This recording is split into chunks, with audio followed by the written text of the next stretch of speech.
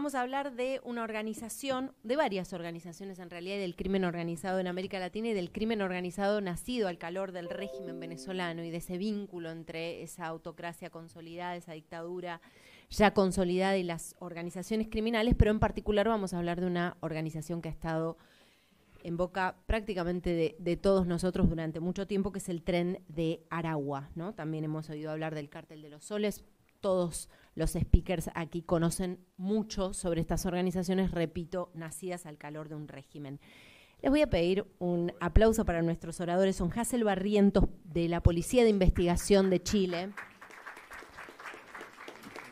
Hazel va a poder hablarnos mucho sobre un caso que tuvo muchísima resonancia a nivel regional, que es el caso de Ronald Ojeda, un militar asesinado brutalmente, secuestrado y asesinado brutalmente en Chile. Hay muchos miembros del Tren de Aragua detenidos en Chile, así que hay un gran trabajo que Hazel va a compartir con nosotros. Está con nosotros también el exministro del Interior de Perú y investigador de la Universidad del Pacífico, José Luis Pérez Guadalupe. Muchísimas gracias, José Luis, por estar. Juan Albarracín, investigador de la Universidad de Illinois, que va a hablar sobre el crimen organizado, cómo ha permeado en el tejido social de América Latina y cómo esto plantea un problema de seguridad para la región, que por supuesto también está en el centro de las preocupaciones de la administración norteamericana, en particular de esta administración. Gracias. Y Marco Erazo, mayor de la Policía Nacional de Ecuador. Ustedes saben que Ecuador está viviendo la mayor crisis de seguridad de su historia. Hay una política de seguridad implementada por el presidente Daniel Noboa, pero claramente estos grupos han buscado permear en Ecuador un lugar estratégico con salida hacia el Pacífico, así que Marco va a compartir con nosotros la experiencia allí de los investigadores en Ecuador. Quiero arrancar, diciéndoles un poco cómo va a ser la dinámica. Nuestros expositores tienen breves presentaciones preparadas, luego voy a hacer algunas preguntas en relación a lo que expongan y después vamos a abrir a preguntas de ustedes que sin duda serán superadoras. Arranco con José Luis, que ha escrito un libro. De paso, aquí en la Argentina le decimos a esto pasar el chivo para que compren o busquen el libro de José Luis. No, de verdad, un libro muy interesante sobre la emergencia del Tren de Aragua y la penetración del crimen organizado en América Latina. Vamos a conocer un poco más sobre la génesis de esta organización. Adelante, José.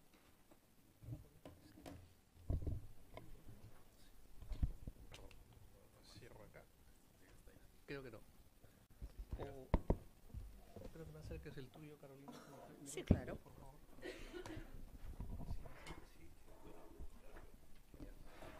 Muchas gracias, muchísimas gracias, buenos días por la invitación. La presentación, me ayudo con el PPT porque el tiempo es muy corto, se basa en este artículo que escribimos el año pasado, Los chamos en cana. Hay 4.500 presos venezolanos en cárceles peruanas, a la cárcel donde yo voy hay más o menos 1.000.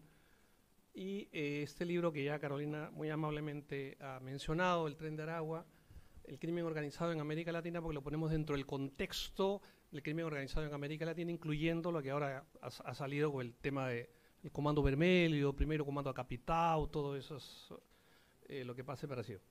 Entonces, a ver, para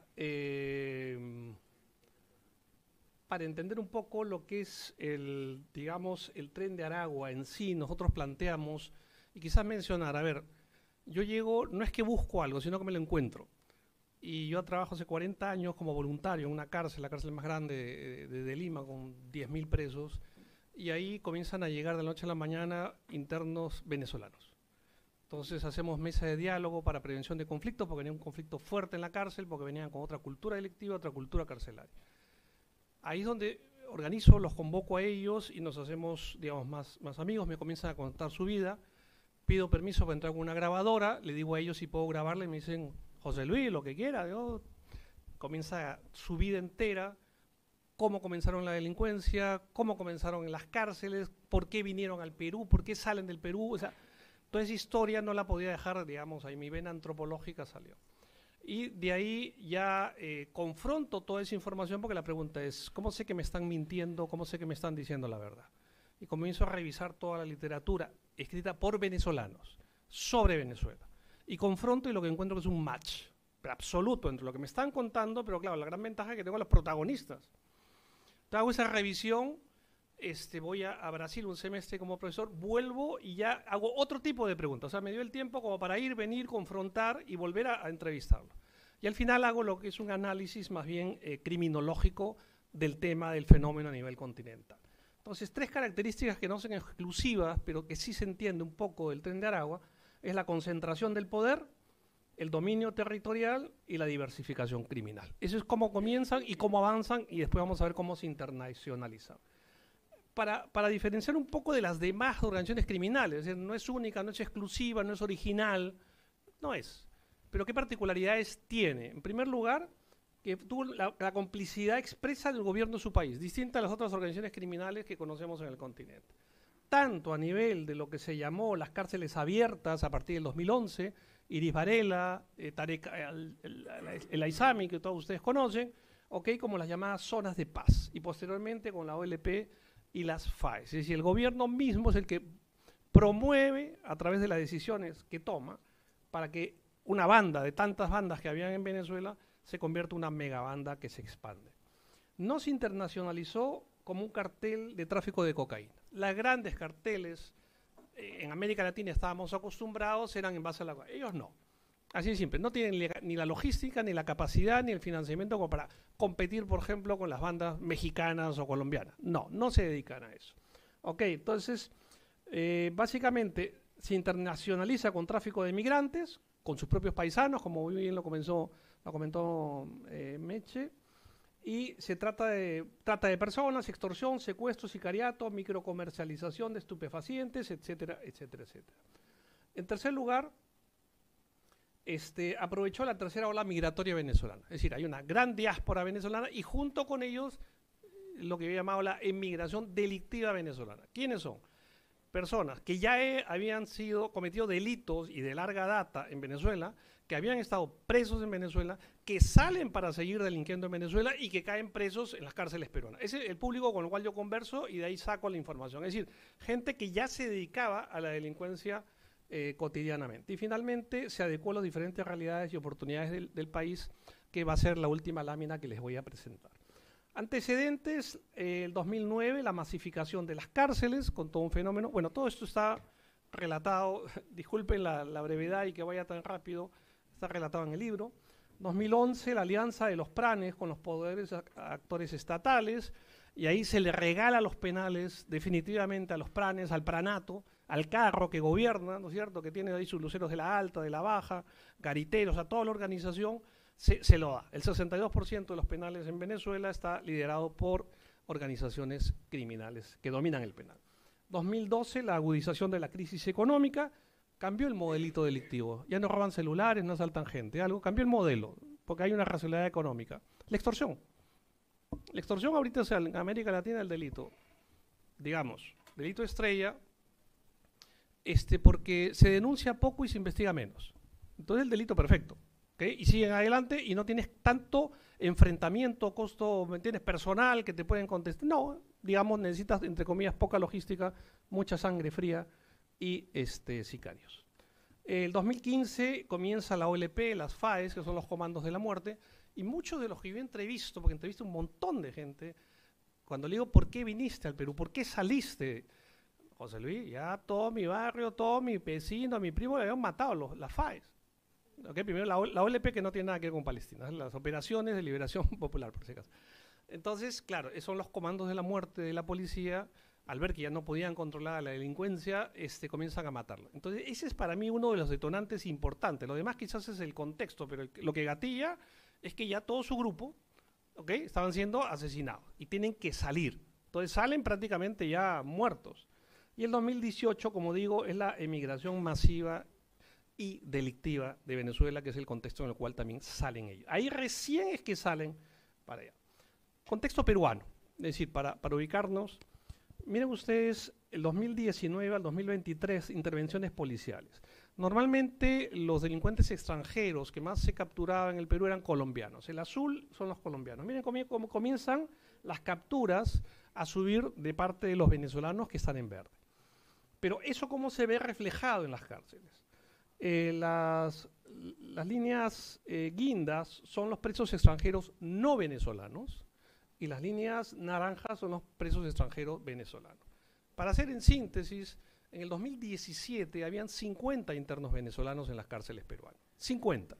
Ahora hay más de 4.500. Entonces, para que vean que esto coincide con la migración, coincide con las intervenciones policiales y, lógicamente, no estamos planteando necesariamente causalidad, pero sí una correlación, creo que bastante clara, que no solamente es cuantitativa, y eso hay que plantearlo, sino básicamente cualitativa.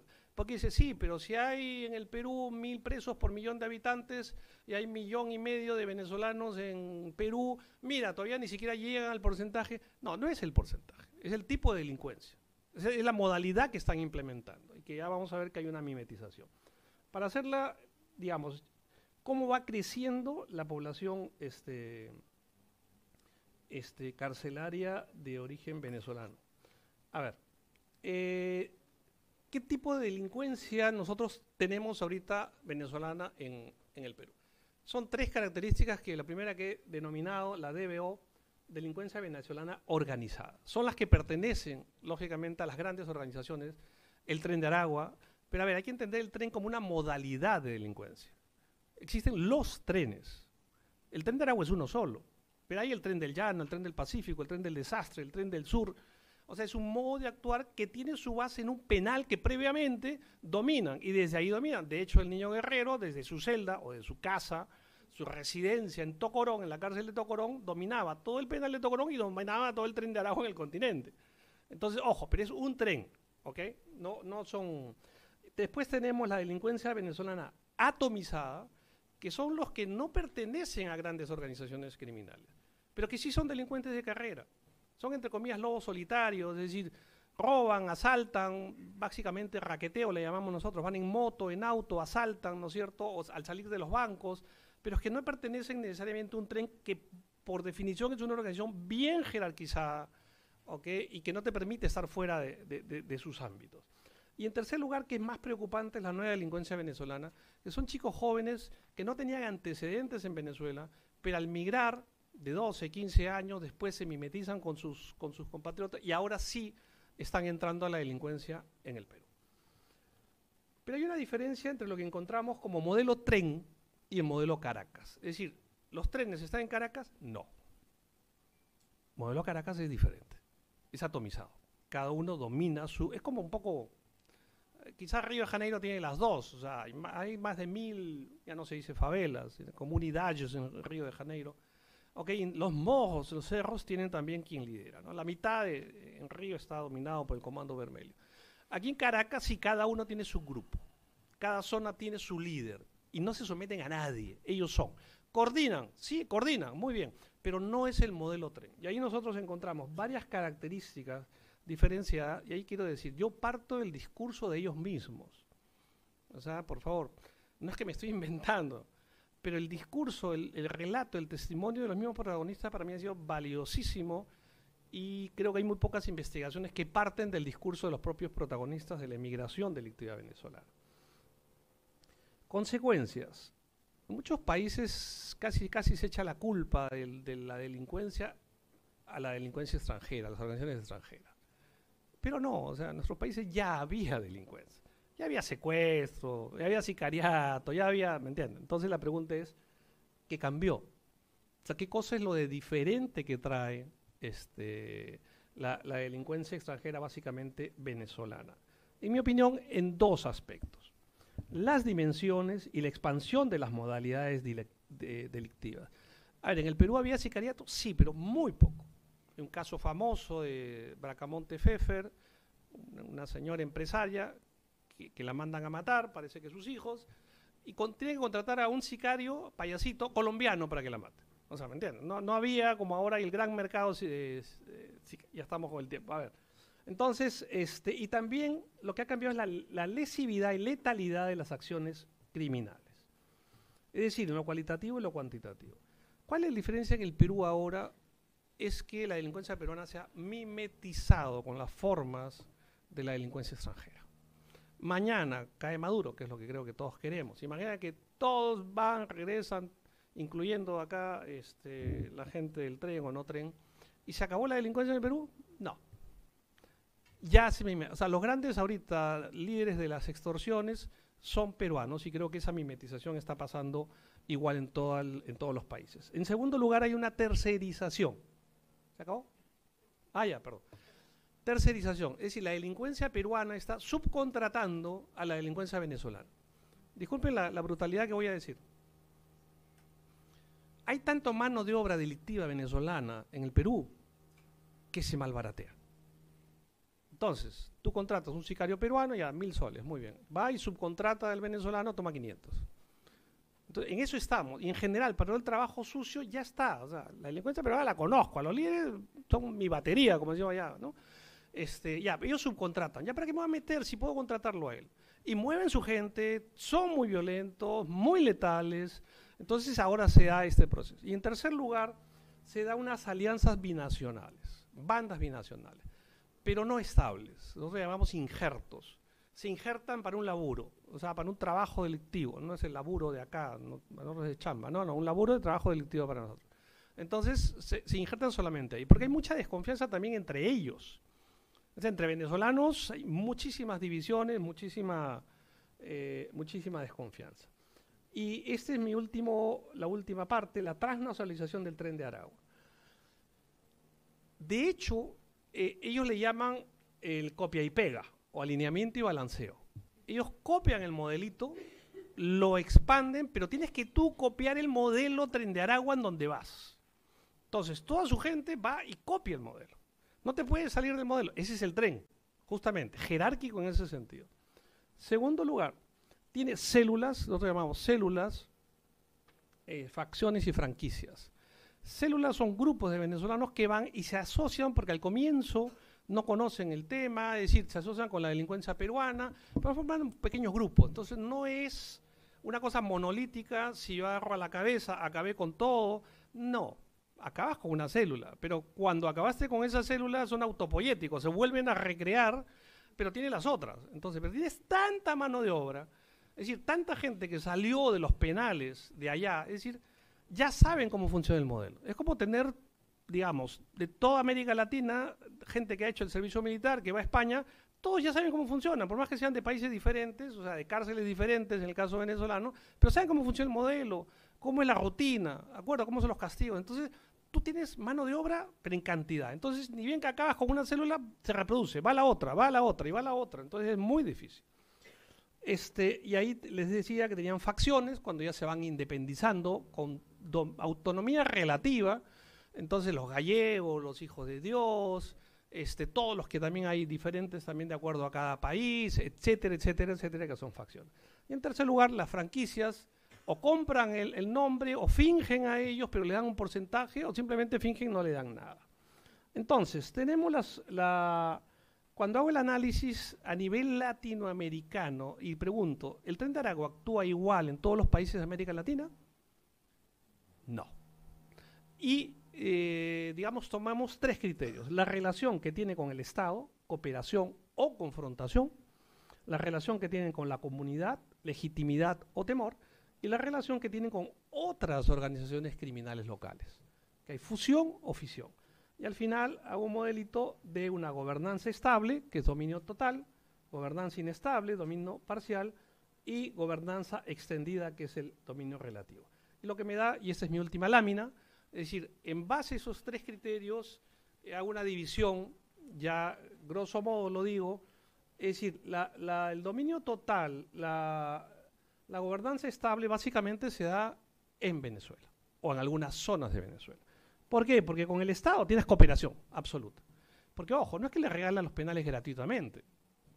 Tú también recibes apoyo cuando viene la oposición política. ¿Quiénes salen?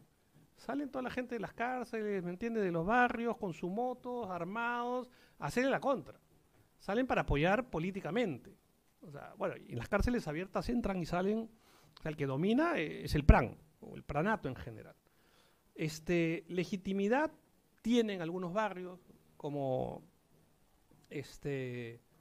San Vicente, por ejemplo, y ahí se da fusión y fisión, depende del momento en los cuales las organizaciones se van juntando o peleando, depende de qué territorio. De hecho, fuera de Venezuela, por ejemplo, están los trenes, básicamente el tren de Aragua, pero también hay otros grupos, no sé si en Argentina, que se llaman los antitrenes. Bandas delictivas venezolanas que se definen como antitren, básicamente los caraqueños. ¿Por qué? Porque el tren quiere cobrarte por todo. Oye, pero es mi trabajo, yo estoy trayendo la ketamina acá a Santiago, o sea, es mi plata, no, pero nos pagas a nosotros, pero si no estoy trabajando, no importa, nos paga, surge el antitren, que quiere liberarse del dominio omnímodo del tren. Segundo lugar, Brasil, Colombia y México. Y ahí van a ver, con el Estado, confrontación y cooperación, digo, pero cooperación no con el Estado, sino con algunos funcionarios del Estado. ¿Ok? Temor y legitimidad, fusión y fisión. Y el último, y ahí nos parecemos, por más que hay muchas diferencias a nivel delictivo y carcelario con Chile, ahí nos parecemos mucho Perú y Chile. ¿Ok? Yo viví en Chile, he hecho mi tesis sobre la cárcel más grande de allá, o sea, que algo conozco, pero nos parecimos, y con eso termino, ¿por qué?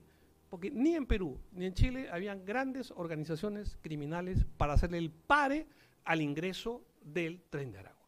O sea, algo que puede ser absurdo, ilógico, es decir, los otros países tuviesen más respaldo, no por el Estado, sino porque en Colombia había grandes organizaciones criminales y comenzó la balacera y comenzó en México, no tenían ni para competir con los grandes carteles de México. ¿Qué? ¿Van a dominar droga? No venden droga, o sea, no trafican.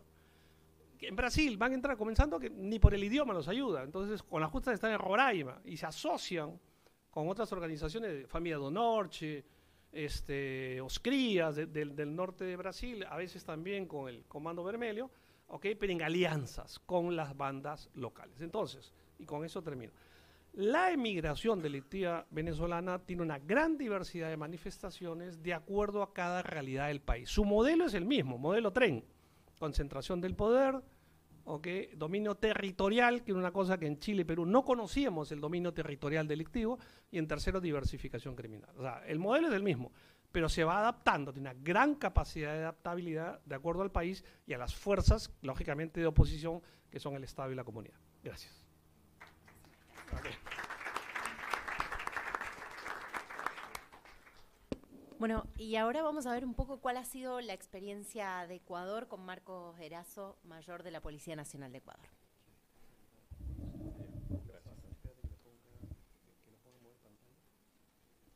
Desde la primera.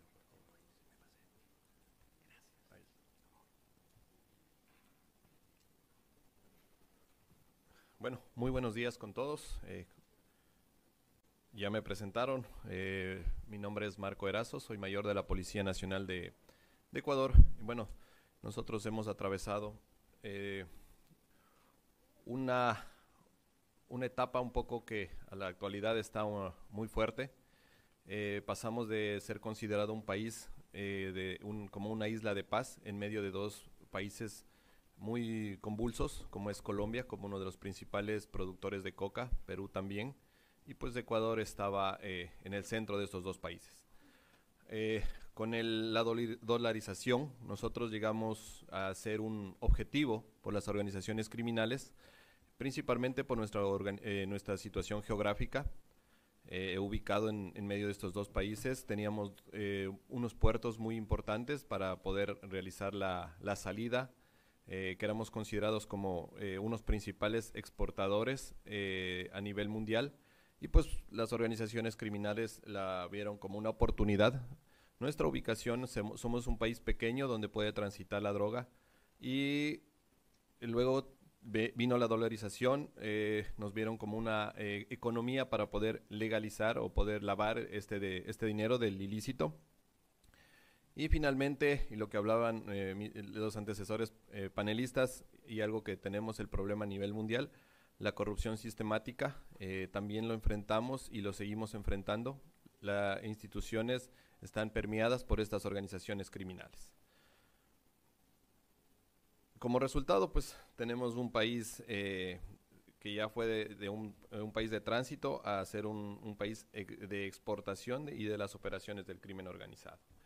El Tren de Aragua, bueno, vamos a entrar un poco más en la materia. Hemos pasado por 3 etapas, las más importantes: la exploración, la penetración y la consolidación.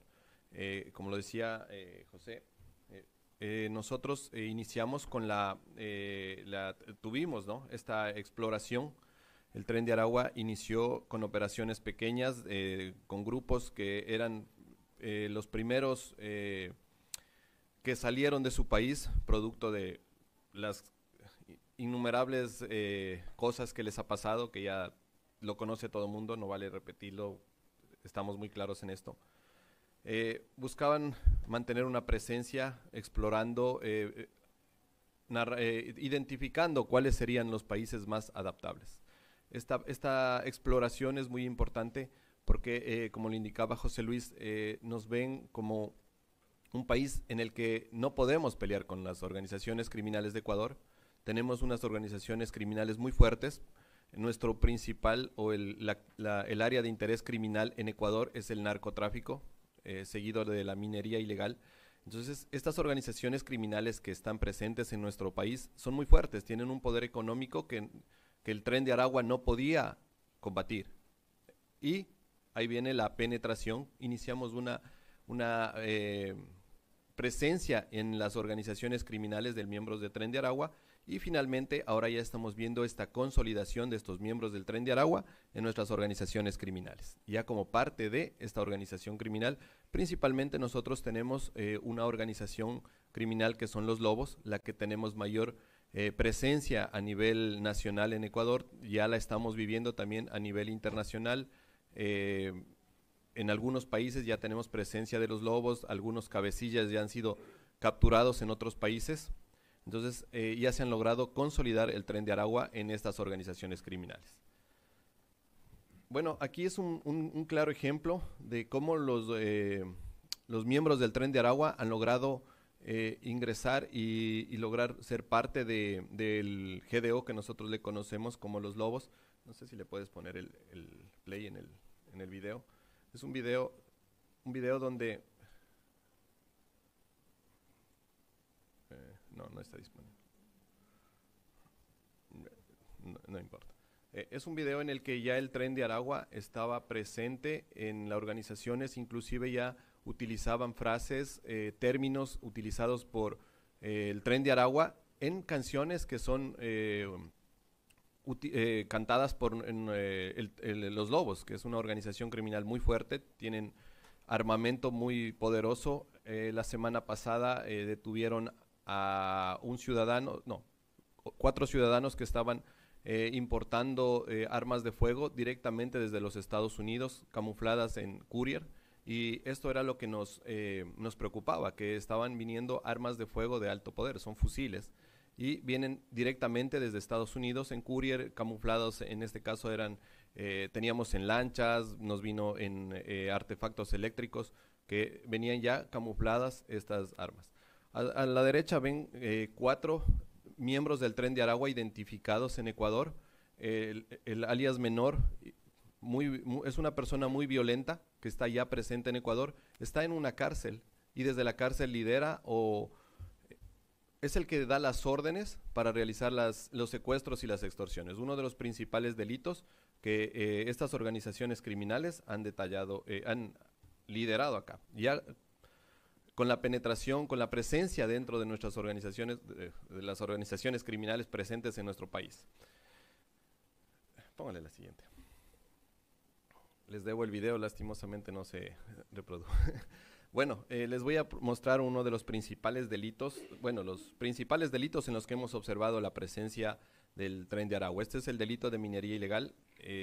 Hay una presencia, hay un sector al norte del Ecuador, en una parroquia, se llama Buenos Aires, igual que acá, y aquí tuvimos la presencia, nos llamó la atención. En el 2019 hicimos, bajo la dirección de Fiscalía del Ecuador, con la doctora aquí presente, una intervención con Fiscalía y Policía, donde logramos desalojar a los que estaban en este poblado. También hay un video.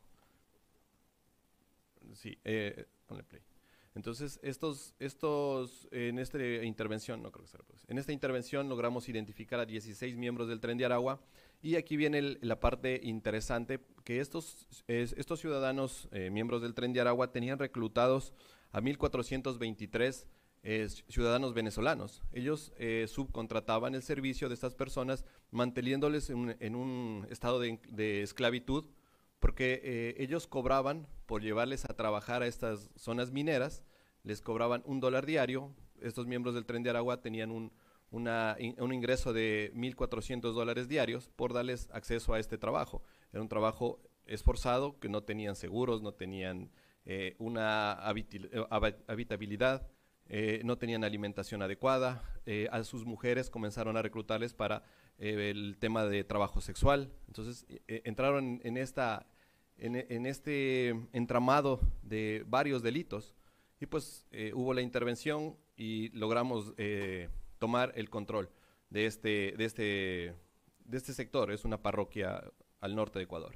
¿Qué produjo esto? Se migraron al sur del Ecuador, y pues ahí fue otro evento donde ellos llegaron nuevamente a un sector de Ponce Enríquez, que se llama el cantón donde también es conocido por la actividad minera.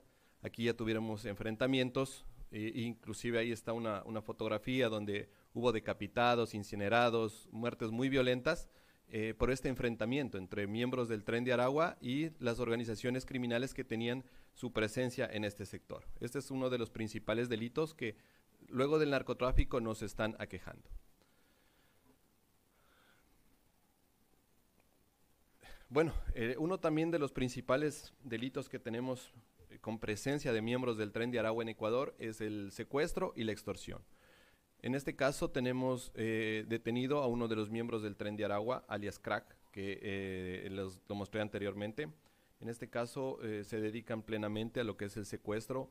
Importante, ellos son como los prestadores de servicio de las organizaciones criminales. Ellos les dan su autorización para cometer estos delitos, piden la autorización a los Lobos, que es la organización criminal más fuerte que tenemos en Ecuador, para que puedan cometer este tipo de delitos. Seleccionan las víctimas, o también hay secuestros de oportunidad, muchas veces a la hora de los fines de semana por lo regular, van, intervienen a la salida de bares, discotecas, seleccionan a su víctima y la secuestran, le hacen el secuestro express, como nosotros le conocemos en Ecuador, que le secuestran, le tienen paseándose por varios lugares, van sacando su dinero. Lastimosamente, como no tenemos ese acercamiento al gobierno venezolano que nos pueda dar información de estas personas, que muchas veces les identificamos, pero no tenemos mayor información, no podemos judicializar este tipo de delitos. Únicamente en flagrancia, que tenemos muy débiles, porque las víctimas al tener temor no denuncian, o lo denuncian, pero luego en la etapa de juicio no proceden. Este también es un caso de tráfico de drogas, donde nosotros tenemos evidenciado la presencia ya. Aquí ya es algo más fuerte. Como ustedes ven, el ciudadano Córdoba es uno de los líderes de los Lobos. Ya tiene, nosotros hemos identificado, ya tiene un nexo directo con alias Crack, que es un líder del Tren de Aragua. Lo que les hablaba ya no es solo la presencia, sino la consolidación. Ya se consolidaron, se estructuraron y comenzaron ya a trabajar juntos. En este caso, este líder de los Lobos comenzó a trabajar con Crack para integrar a los miembros del Tren de Aragua en el expendio de drogas. También estos ciudadanos los ingresan para trabajar como seguridad en los centros de diversión, y pues ahí aprovechan para el expendio de droga. A las mujeres, que no son específicamente sus mujeres, sino son ciudadanas venezolanas que, al no tener una actividad económica, lo que hacen es aprovechar esa situación de mendicidad, de estar desplazados de su país. Las utilizan para que ellos puedan captarlas y utilizarlas en la prostitución. En la zona minera tenemos bastante presencia de este tipo de actividades, porque además de trabajar en la zona minera, a las mujeres las utilizan en trabajos sexuales. Es un tema muy complicado acá. Esto lo estamos viviendo en Quito, lo estamos viviendo a nivel nacional. Este es un caso en Quito. También tenemos nosotros no solo los delitos, también tenemos ya presencia de miembros del Tren de Aragua en delitos de robo. En este caso ya son ciudadanos, miembros del Tren de Aragua, presentes en el delito en varios delitos. En este caso esta organización, nosotros logramos identificar que se dedicaba al robo de vehículos. es un 90%. Los vehículos que utilizan en los ilícitos, principalmente nosotros tenemos el sicariato, eso es con la utilización de vehículos robados.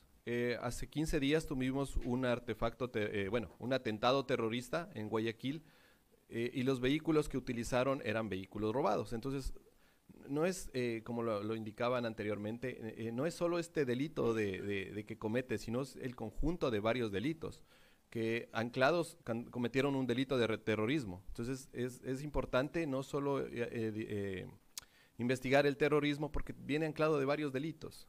Sí, en este caso tuvimos este atentado terrorista y pues era un vehículo robado en Manabí, en una provincia lejana, bueno, no lejana, está fuera de Guayaquil, de donde fue el atentado terrorista. También, bueno, les mostraré más adelante los tipos de artefactos. En este caso, ya, este es un caso que fue en Machala, eso es al sur del Ecuador. Teníamos unos antecedentes que tuvimos atentados terroristas con artefactos explosivos. En este caso era por el delito de extorsión. Estaban extorsionando al edificio, al propietario del edificio que está destruido. El señor no quiso pagar la vacuna, como le conocemos comúnmente, y pues le pusieron un artefacto explosivo. Aquí nos llama la atención la forma como está armado el cilindro de gas o GLP. Ya no es una forma artesanal como la que nosotros estábamos enfrentando. Esto ya es algo típico de las guerrillas, de carteles del narcotráfico. Sí, son artefactos que ya son muy violentos, tienen una onda expansiva muy fuerte, que pueden causar daño a nivel, toda la cuadra se puede dañar. Y pues en este caso, dentro de la investigación, nosotros logramos detener al ciudadano que está ahí mostrado. Él es un miembro del Tren de Aragua, tiene los tatuajes del Tren de Aragua característicos, en su brazo tenía tatuado el Tren de Aragua. Entonces esto nos da el entendimiento de que existe la presencia. Entonces las organizaciones criminales de Ecuador, que antes teníamos el sicariato, ya no era un sicariato selectivo, es un sicariato que mata a todas las personas que están en el lugar. Los artefactos explosivos ya no son artesanales que quieren causar el delito de extorsión, pero ya va al tema de terrorismo. El artefacto explosivo utilizado hace 15 días en Guayaquil ya es un artefacto mucho más sofisticado, porque tenía una iniciación o la activación a través de eléctrica, de una llamada telefónica. Entonces eso lo mirábamos en películas, ahora ya lo miramos ahí en Ecuador. Como les indiqué al inicio de mi intervención, éramos considerados una isla de paz, y pues ahora tenemos este tipo de artefactos muy, muy letales. En esa noche teníamos 2 artefactos. Explotaron el primero, llegamos las unidades de intervención, bomberos, policía, todo el aparataje para atender estos tipos de eventos, y la idea era provocar la explosión del segundo vehículo. Dando gracias a Dios no explotó, no lograron activarlo, pues, y logramos desactivar este equipo. Importante. Y este es otro caso muy importante. También hemos tenido eventos de presencia de miembros del Tren de Aragua en sicariatos. El señor de Gorra es un alcalde de una ciudad de Ecuador, Manabí, en Manta, la ciudad. Fue asesinado. Este es el alcalde, y dentro del grupo que entró en la investigación están 2 ciudadanos miembros del Tren de Aragua. Lo que indicaba José, la presencia de miembros del Tren de Aragua en las cárceles, fusionados a los Lobos, que es la organización más fuerte en Ecuador. Ya inclusive llegan a dominar, hacen acuerdos con los Lobos y ya les entregan un pabellón donde ellos pueden vivir y hacer sus áreas sus centros de operaciones, ¿sí? Sus fuertes. Entonces, también ya tenemos presencia de estos miembros del Tren de Aragua en las cárceles. Marco, perdón por la interrupción, te voy a pedir un minutito final para cerrar la parte de la presentación, así podemos continuar. Con gusto. Sí, esta era mi última lámina. También lo hemos visto acá, nosotros también hemos identificado miembros de otras organizaciones criminales. En este caso, la guerra en Ecuador es entre choneros y lobos, y pues al verse afectados los choneros hubo un desplazamiento, y pues uno de los principales cabecillas de los lobos fue recién extraditado, de los choneros, perdón, fue extraditado a Estados Unidos y su familia tuvo que huir. Y lastimosamente por la gente de acá, la familia de los choneros vino acá a Argentina. En ese momento hicimos la coordinación y pues se alertó a Argentina, se les dijo, oye, acá están los miembros de los choneros, familiares de Fito, el cabecilla de los choneros, y pues debes actuar. Y eso fue lo que hicieron, pues actuamos y lograron la expulsión de los miembros de los choneros que estaban acá. Y bueno, finalmente la decisión que tuvo el gobierno de declararles como terroristas a los lobos y a los choneros aquí en Argentina. Mi presentación, un poco de los casos y mi recomendación. Estas organizaciones criminales del Tren de Aragua son unas organizaciones que al parecer están muy abajo, no son detectables, inician, como los indicaba, con delitos, con outsourcing, prestadores de servicios, hasta que llegan a consolidarse de las organizaciones criminales y tenemos ya eventos muy violentos, como el que les mostraba de los artefactos terroristas y explosivos que nunca había visto en Ecuador. Muchas gracias.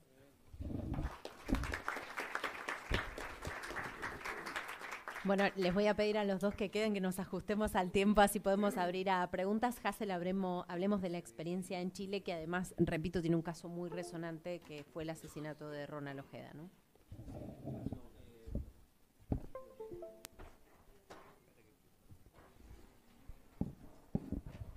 Bueno, muy buenos días. Sí.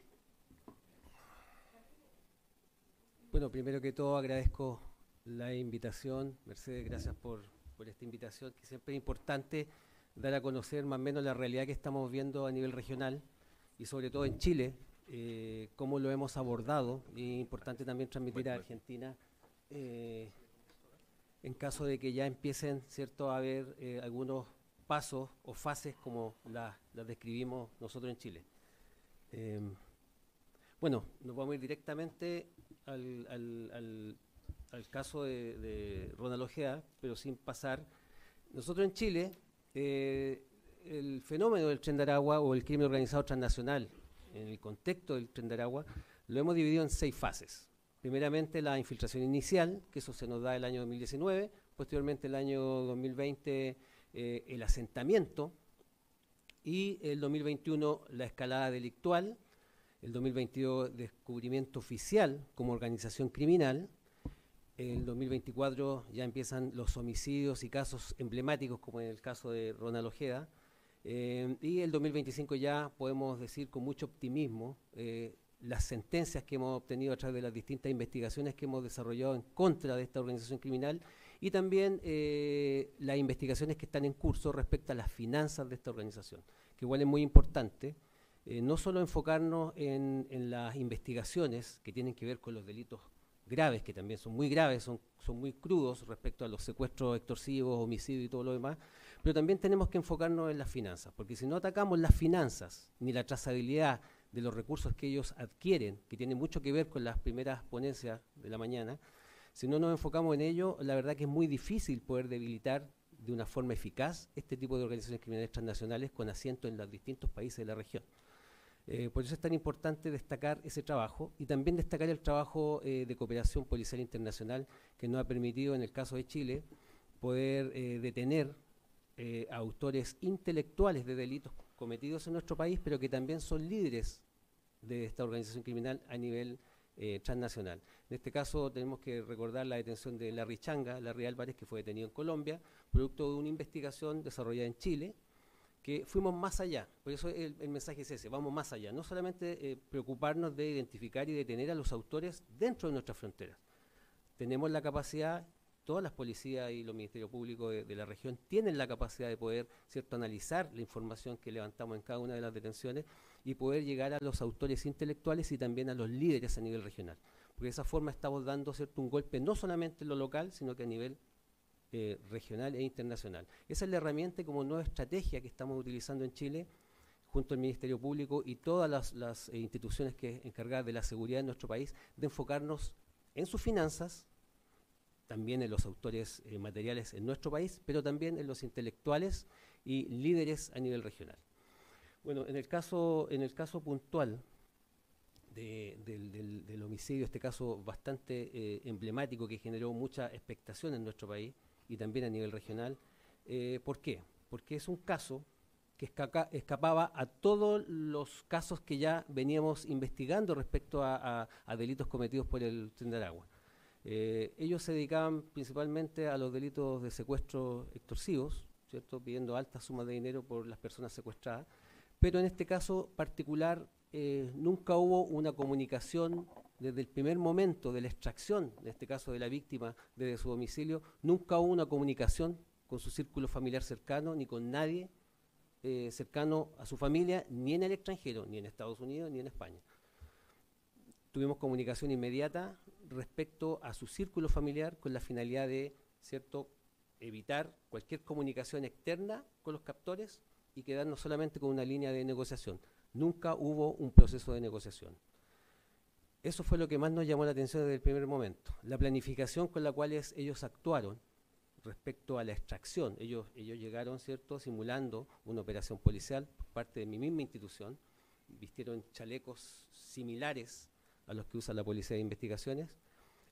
Ingresaron a toda vista, ¿cierto?, en este caso del conserje. Uno de los sujetos se queda en la conserjería mientras los otros suben hasta el piso donde habitaba Ronald Ojeda junto a su esposa y su hijo menor. Llegan alrededor de las 3 de la mañana hasta ese departamento, irrumpen, brechean el acceso principal, igual como lo hace la policía, van directamente hasta su dormitorio y lo extraen en ropa interior y lo sacan desde el domicilio. Primeramente, su esposa inmediatamente duda de que se trate de una operación policial real. ¿Por qué? Porque en el momento que uno de los sujetos habla, ella le entiende, escucha el acento venezolano. Entonces inmediatamente ella asume que no eran policías de Chile, sino que era un sujeto de su misma nacionalidad. Se lo llevan los sujetos que estaban abajo en un vehículo similar. Por eso es importante destacar la planificación previa que había para la ejecución de este delito. Esperan abajo con un vehículo similar a los que usa la policía, con una baliza encendida en el acceso principal del edificio, y posteriormente, ¿cierto?, se lo llevan del lugar. La familia baja hasta la conserjería con la finalidad de pedir ayuda, pero todo se inicia, ¿cierto?, conforme un llamado, en este caso a carabineros. Llegan allá, al principio ellos tratan de descartar o confirmar que se trate de una operación policial genuina, y posteriormente ya empiezan los primeros indicios de que esto se trataba realmente de un secuestro en una modalidad de falsos policías. En ese caso toma conocimiento el Ministerio Público, instruye que en este caso la unidad que él lidero, que es la Brigada de Investigaciones Policiales Especiales Antisecuestros de la PDI, nos hagamos cargo del caso y empezamos a indagar las primeras diligencias respecto a esta investigación. Bueno, Ronald Ojeda, moreno, venezolano, 32 años, estaba en condición migratoria regular. Él llegó a nuestro país en el año 2019. Él se acogió a un visado en calidad de refugiado político en nuestro país, el cual fue acogido. Él permanecía en nuestro país, en Chile, en condición migratoria regular junto a su familia. Era un exteniente de ejército venezolano. Ojeda, conforme a la indagación, él fue privado de libertad en Venezuela y el año 2017 logra escapar de allá, empieza a hacer su periplo por toda la región, estuvo en Perú y posteriormente, ¿cierto?, él observa y analiza, conforme al escenario regional, que Chile era un país que reunía las condiciones de seguridad para vivir junto a su familia. Por eso él solicita su visa de refugiado político. Él realiza diferentes trabajos, trabajó en diferentes oficios, pero siempre conectado a su círculo de oficiales con los cuales él trabajó en el ejército. Bueno, por parte de su señora, su esposa, siempre nos comentaba que su pasión siempre fue su trabajo, el ejército. Le extrañaba mucho no estar en su país y fue un disidente muy activo al régimen actual de Venezuela. En redes sociales, él tenía un canal de YouTube donde él, ¿cierto?, representaba, ¿cierto?, la realidad que estaba ocurriendo en Venezuela, y eso yo creo que fue, en cierto modo, uno de los gatillantes para, ¿cierto?, ser víctima de este delito. Tenemos que empezar que las primeras horas de este caso, las hipótesis eran varias, 2 o 3. crimen organizado. Estábamos esperando en algún momento el contacto de parte de los captores solicitando alguna suma de dinero por la liberación de él. Eso nunca ocurrió. Al pasar ya las 36 horas nos dimos cuenta que esto ya no era un secuestro extorsivo de las mismas características que venían, ¿cierto?, ejecutando este tipo de organizaciones criminales. A través de los peritajes que realizamos a uno de los vehículos abandonados en una de las autopistas al momento de huir, logramos a través de una impresión dactilar levantada de uno de los teléfonos, en este caso de las víctimas de Ronald y de su hijo, logramos revelar una impresión dactilar que nos permite identificar al primero de los autores o a uno de los sujetos ya imputados en este caso, que es Walter Rodríguez, que lamentablemente a la fecha no hemos podido detener, pero igual se levanta una hipótesis que es lo más probable que este sujeto ya esté muerto. Es muy probable por el error que cometió de haber dejado una impresión dactilar en uno de los teléfonos, en este caso de las víctimas. Es muy probable que este sujeto haya vuelto nuevamente a Venezuela y por ese error que cometió es probable que en este caso ya no esté. A diferencia de otros que también huyeron a Venezuela y que posteriormente tuvieron que salir de Venezuela, y en el caso de Edgar Benítez, que fue en este caso detenido en Estados Unidos, él logró llegar allá, y el caso de Michael Villegas, que fue detenido en Costa Rica, al momento de huir desde Venezuela, producto de que ya existía persecución en contra de él en mismo Venezuela. Habían allanado la casa de sus padres y de su familia en Venezuela. Él, por esa razón, tuvo que salir en dirección a Estados Unidos, y ahí fue cuando fue detenido en Costa Rica, en ese pasar.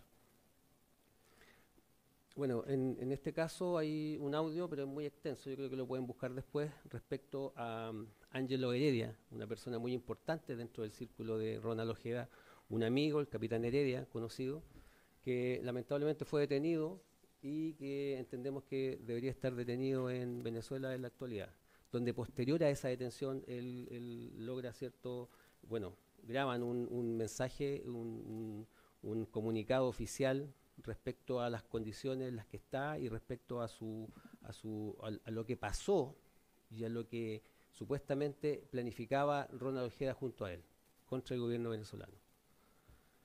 Bueno, ¿por qué no la hipótesis que más fuerza toma hasta el momento respecto a que este secuestro es con un móvil político en contra de Ronald Ojeda, que la intención de secuestrarlo era, ¿cierto?, interrogarlo y posteriormente darle muerte? Es porque posterior a una situación particular y previo, en este caso al secuestro con homicidio de Ronald Ojeda, el gobierno venezolano emite, ¿cierto?, un listado mediante un documento del ministro del Poder Popular para la Defensa de Venezuela, de fecha 24 de enero del 2024. Se exhibe un listado de militares acusados por conspirar contra la actual administración de ese país, entre ellos el primer teniente Ronald Ojeda Moreno. Esos son indicios que a nosotros nos empiezan a dar luces que este móvil era totalmente distinto a los que nosotros veníamos investigando respecto a los delitos de secuestro, en este caso un secuestro con homicidio.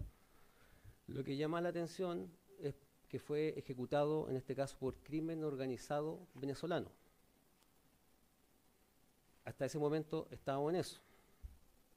Las fases del proceso investigativo: el 21 de febrero del 2024, la extracción, el secuestro en sí; el 1 de marzo, producto de las distintas diligencias realizadas y el trabajo que se desarrolló en las distintas unidades especializadas, en este caso de la PDI en Santiago, se logra ubicar un posible lugar de inhumación ilegal del cuerpo de Ronald Ojeda. Ya habían pasado 10 días, entonces entendíamos que lamentablemente el desenlace iba a ser fatal. Por eso nos abocamos a encontrar, en este caso, el cuerpo o evidencias necesarias que nos permitieran, ¿cierto?, llegar hasta él. Y en un sitio eriazo, entre comillas, un sector, un campamento que se le llama en Chile, que es entre comillas, puede ser como en Argentina, de Villa Miseria, pero en condiciones muy precarias. En un sitio de ahí se encuentra el lugar exacto donde fue inhumado el cuerpo de Ronald Ojeda, a 1.70 metros de profundidad, al interior de una maleta y bajo una losa de concreto. O sea, la intención de los captores siempre fue que este cuerpo nunca fuera encontrado. por la forma en que lo inhumaron. Ya habíamos tenido casos previos donde habían habido homicidios por parte de bandas criminales, en este caso como los piratas del Tren de Aragua u otras facciones, pero no habían tomado tantos resguardos como lo hicieron en el caso de Ronald Ojeda. A veces lo intentaban inhumar, una excavación poco profunda, o a veces al costado de una carretera dejaban el cuerpo, ¿cierto?, ajusticiado muchas veces con herida de bala. En este caso no tenía lesiones evidentes de armas de fuego, sino que los peritajes realizados por el Servicio Médico Legal arrojan que él murió por una asfixia mecánica, que es una condición muy particular dentro de las formas que tienen distintas organizaciones o distintas homicidas han cierto efectuado contra una persona, una víctima, es una manera muy especial, muy específica, y que atribuyen a la forma en que estuvo durante un proceso de interrogatorio. Él estaba en una condición, como les digo, asfixia mecánica, y se supone que él estuvo por muchas horas en esta condición. Producto de tantas horas en esa misma condición, él pierde la vida producto de no tener la capacidad de poder seguir respirando.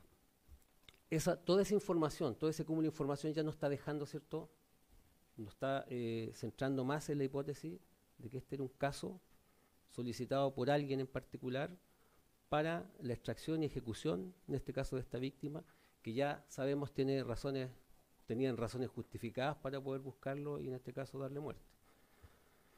El proceso investigativo por parte de la policía sigue enfocado, en identificar a cada uno de los captores, cada uno de los partícipes en todas las fases de este proceso de secuestro, porque hay que entender que fue con una planificación totalmente distinta a los secuestros que ya veíamos por parte del crimen organizado. Se lograron identificar alrededor de 16 personas como partícipes en las distintas fases, ya sea la extracción, traslado, cautiverio, custodia y posteriormente inhumación ilegal. El proceso investigativo se logra establecer con 3 vehículos que utilizan. Se logra establecer los autores que extraen, en este caso a Ronald desde su domicilio, vestidos como falsos policías. También se logra, identificar a las personas que son los que custodian a él en el lugar de cautiverio, ahí en ese mismo lugar de la comuna de Maipú, y que posteriormente también realizan la excavación para posteriormente inhumar el cuerpo de Ronald en ese mismo lugar. Proceso investigativo: acceso a las conversaciones de WhatsApp de los distintos detenidos, información relevante para el esclarecimiento del secuestro, datos de planificación. Se estableció la línea de mando y de ejecución para este y otros delitos, declaración de testigos, levantamiento de cámaras de seguridad, análisis de desplazamientos vehiculares y teléfonos, entre otros. Se determinó la participación de líderes del Tren de Aragua en Chile y en el extranjero. Adrián Rafael Galvez Finol, alias El Turco, quien actualmente se encuentra detenido en Estados Unidos, producto también de la orden de captura internacional que se generó en esta investigación. Y Carlos Francisco Gómez Moreno, alias Carlos Bobby, que también es uno de los líderes del Tren de Aragua para Chile, que también se encontraba en el extranjero, específicamente en Colombia, donde también producto de la cooperación policial se logra identificar el lugar exacto donde estaba y posteriormente su detención. Ambos se encuentran en prisión preventiva, en este caso en Colombia y Estados Unidos, y estamos a espera de los procesos de extradición. Aquí hay algo muy particular. No sé si ¿quién puede hacer un comentario respecto a esta conversación? ¿Qué les parece? ¿Qué creen? Dicen, es para adentro, como PDI, ¿cierto? Nadie tiene que saber lo que ustedes vayan a hacer. No tienen que estar diciendo a nadie qué vamos a hacer ni con quién. Nadie pero tiene que saber, nada. El que yo me entere que está hablando, porque hay que se agarre los pantalones. Aquí no hay muchachos, aquí somos puros criminales. Bello, dicen. La vuelta viene de arriba y me están dando la confianza. O sea, ahí podemos asumir que es un caso totalmente distinto, es una misión muy distinta a todas las que venían ejecutando, ¿cierto?, en contexto de crimen organizado. No es un secuestro común y corriente. Sumado a todas las otras evidencias que le acabo de mencionar, lógicamente nos da la posibilidad de mantener la hipótesis de un móvil político hasta el momento como de la hipótesis más potente que tenemos respecto a este caso. Bueno, el proceso investigativo arroja todas las investigaciones que estamos desarrollando en Chile por los distintos delitos de secuestro que habían ocurrido previamente, secuestros comunes y corrientes, a diferencia de este con un móvil totalmente distinto, fueron aportando de una u otra forma información para ir construyendo este caso. Hay que entender que ellos siguieron trabajando, siguieron delinquiendo, siguieron ejecutando operaciones en contexto de crimen organizado. Por eso, cada uno de los casos nos fue aportando información. Es así que el 10 de abril de 2024, lamentablemente, pierde la vida el mayor de Carabineros, Emanuel Sánchez Soto. En el ejercicio de sus funciones se enfrentó a unos integrantes de la facción La COS del Tren de Aragua, y en ese enfrentamiento también fallece uno de los delincuentes, que era, posteriormente en el trabajo investigativo se logra establecer que era uno de los blancos que nosotros teníamos identificado como los que subieron hasta el departamento de Ronald Ojeda a extraerlo y secuestrarlo. Entonces ahí nos damos cuenta que estos sujetos, la verdad que le importó lo mismo que una víctima muriera en estas condiciones, porque siguieron ejerciendo, siguieron delinquiendo sin ningún problema. Entonces era una misión específica que les dieron, que seguramente venía de arriba, y que posteriormente, producto de las distintas declaraciones que obtuvimos, también testimonios, evidencia testimonial de los distintos detenidos, también fuimos armando este puzzle y estableciendo, ¿cierto?, con más claridad el móvil que le acabo de mencionar. Se suma información relevante para la identificación de los autores del secuestro con homicidio de Ronald Ojeda, que nos permite también obtener imágenes, fotografías desde un teléfono celular que vemos ahí, ¿cierto?, que tienen que ver con los mismos chalecos que utilizaron en este caso en el secuestro de Ronald Ojeda. También lo exhibían con distintas fechas previas a la ejecución del secuestro. Hay que resaltar que este chaleco es un chaleco anticorte solamente, el que utilizan mucho los guardias de supermercado, y que sobrepusieron las letras PDI impresas en cartulina, las corchetearon en el chaleco antibala, o sea, el chaleco anticorte, y lógicamente a la visión, a la observación a través de las cámaras de seguridad se ve muy genuino, pero al momento de revisar y hacer los peritajes nos damos cuenta que es burda en realidad la imitación, pero que para el efecto le fue útil, le dio tiempo para poder, ¿cierto?, extraer en este caso a Ronald y sacarlo de su domicilio. Con respecto a la estructura criminal, ya en este caso tenemos preso a Larry Changa, a Larry Álvarez, a Carlos Bobby, que son los principales, ¿cierto?, líderes en la actualidad de distintos delitos cometidos en Chile. Adrián Rafael Gámez, que también está detenido en Estados Unidos. Y aquí, bueno, la prensa en distintas publicaciones manifiesta, ¿cierto? Ellos ya tienen conocimiento de, efectivamente, que la hipótesis que más fuerza tiene hasta el momento al respecto de este caso, es el móvil político y con instrucciones de alto nivel. En la actualidad, esta es la estructura criminal que tenemos, ¿cierto?, establecida como partícipe en las distintas fases del secuestro con homicidio de Ronald Ojeda. Los que están con la marca, ¿cierto?, con las pulseras ahí puestas. Ahí. Los que están con las pulseras ahí puestas son los que se encuentran en la actualidad detenidos en Chile y en los distintos países a través de las órdenes de captura internacional.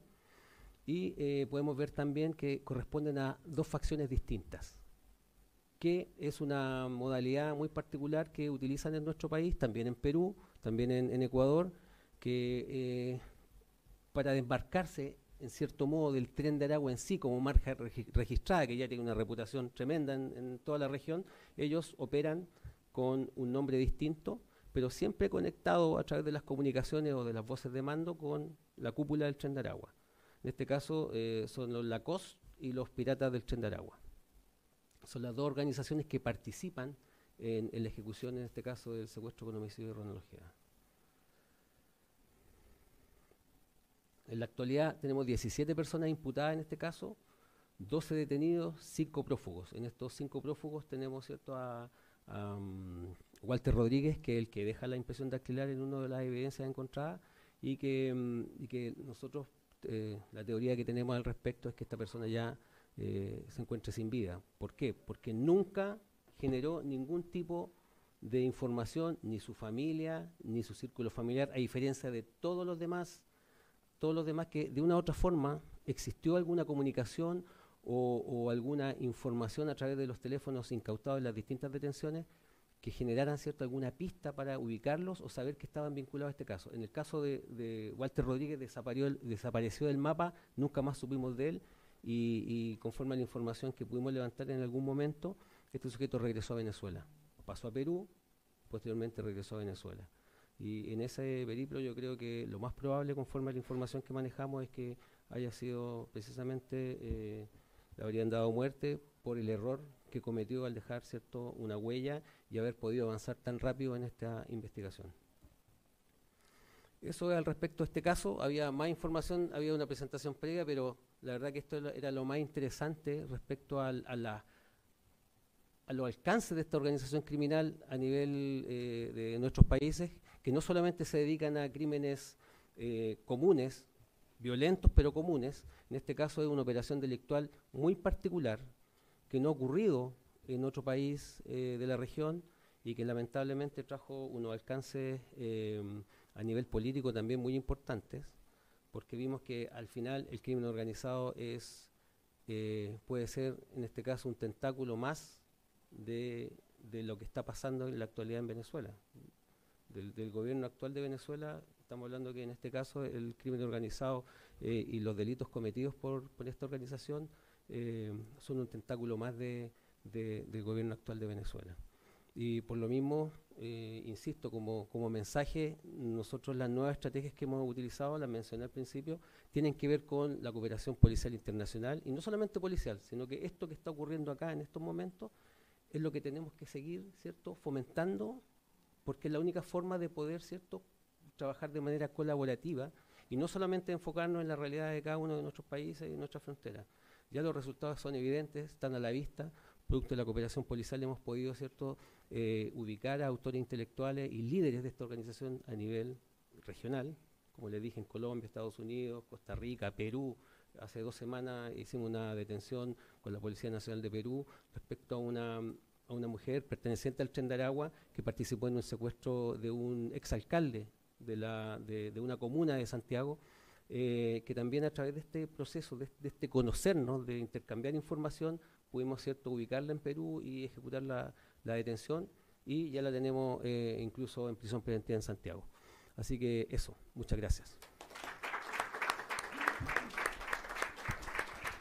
La presentación de Hassel da el pie perfecto para nuestro último expositor, que es Juan Albarracín, investigador de la Universidad de Illinois, que va a indagar un poco en la vinculación entre instituciones políticas y actores estatales y la consolidación de estas organizaciones criminales. Juan. Gracias, Carolina. Yo voy a tratar de ser muy breve porque quiero que también haya espacio para la discusión y las preguntas. Entonces, algunos de los puntos que voy a hacer van a ser muy tipo eslogan. Entonces, asuman que debajo de esto hay bastantes años de investigación y que con gusto podemos discutir eso a profundidad después, pero creo que el punto central que quiero poner al principio de esta conversación, y hablando con Mercedes sobre mi trabajo hoy, es dar un paso atrás y tratar de poner todo el contexto y la información que les acaban de recibir en una cosa un poco más general y tratar de entender qué es lo que estamos confrontando hoy en día en América Latina.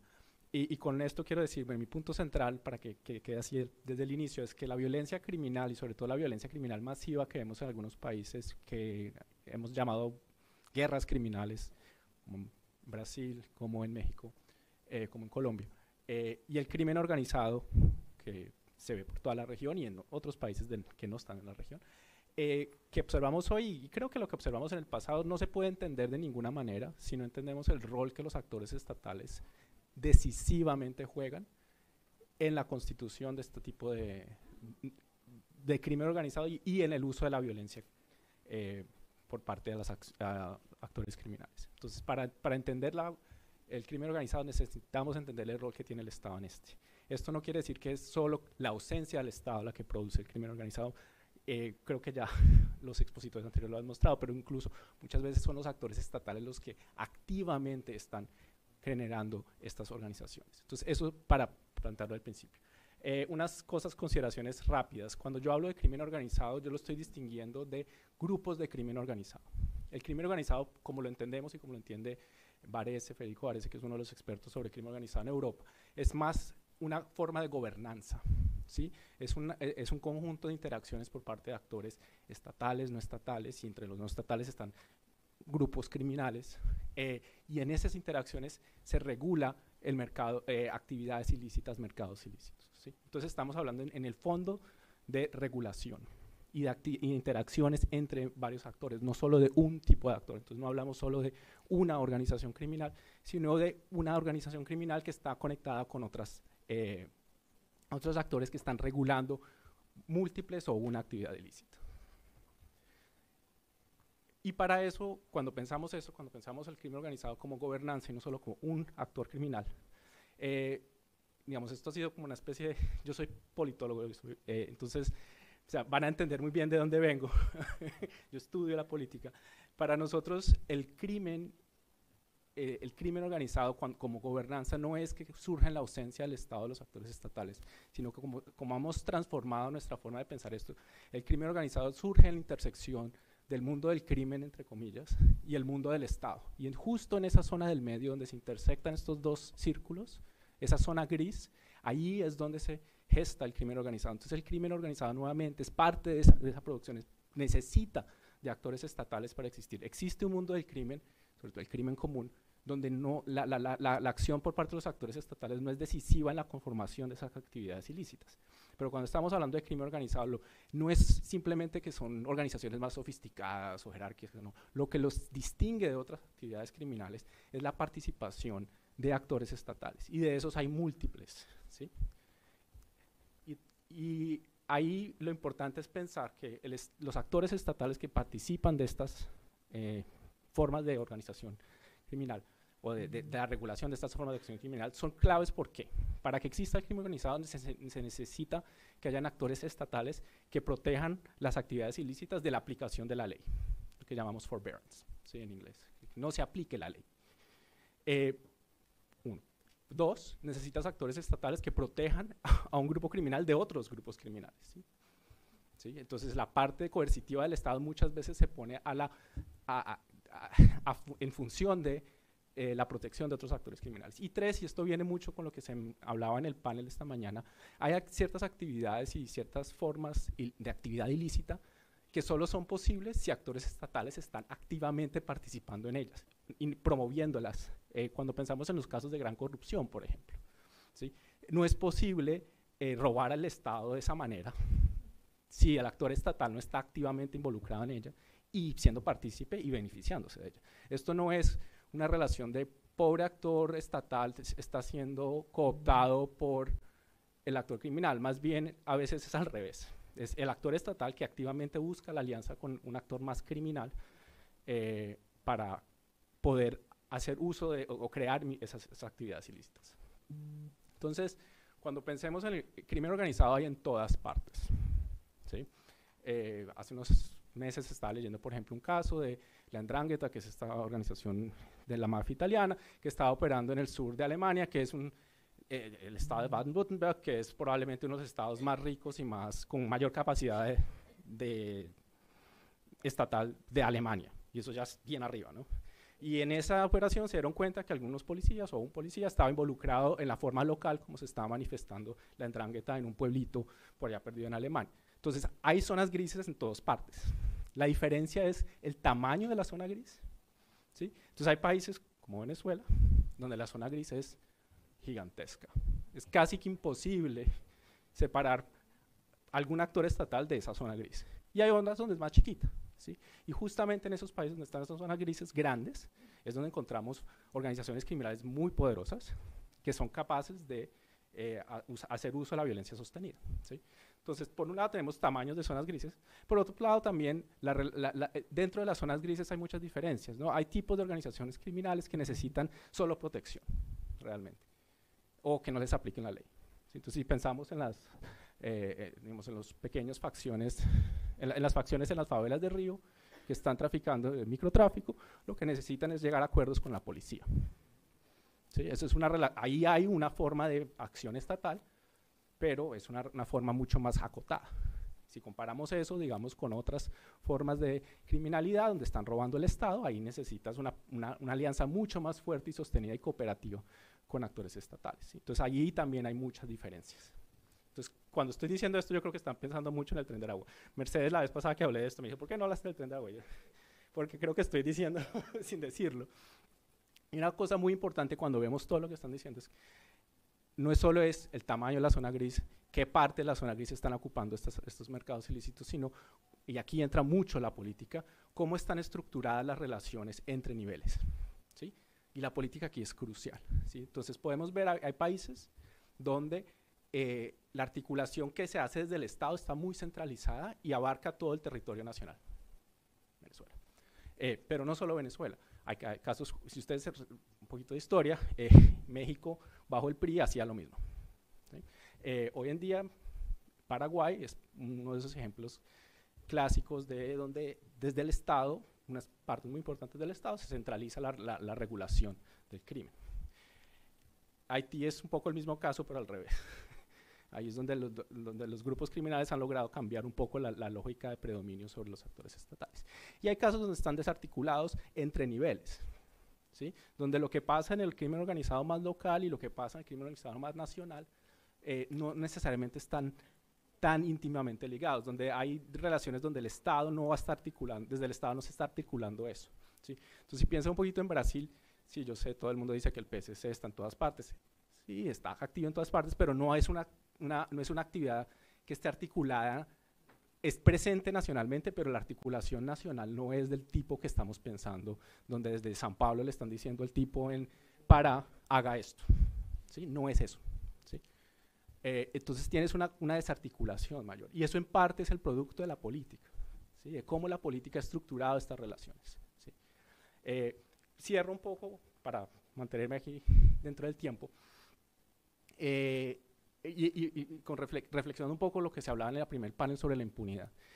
Si ven todo lo que estoy diciendo, sí, los actores estatales están tan íntimamente ligados en la producción de esta regulación del mercados ilícitos. Es muy difícil pelear contra estos fenómenos, no solo por falta de capacidades de los aparatos judiciales, ¿sí? Sino porque las personas desde el Estado que están luchando contra estos fenómenos, aquí hay mucha gente que seguramente lo ha vivido en primera persona, está peleando contra el mismo Estado, ¿sí? O otras partes del Estado. Entonces yo he hablado con muchos colegas de ustedes en otras partes, y ellos me dicen, más sencillamente, a veces yo estoy investigando y no sé si lo que yo estoy investigando, pues mi colega de al lado es el que está metido en eso. Entonces el problema del crimen organizado hoy en día en América Latina, y de las guerras criminales que tenemos en América Latina, y por eso es que son tan violentas, y en algunos casos mucho más violentas que guerras civiles del pasado, y cruentas, con violaciones masivas de los derechos humanos, es que es el Estado peleando contra parte del mismo Estado. Y eso es muy difícil, ¿sí? Eso requiere que las acciones que tomemos para enfrentar esto tienen que ser pensadas desde esta lógica. Gracias.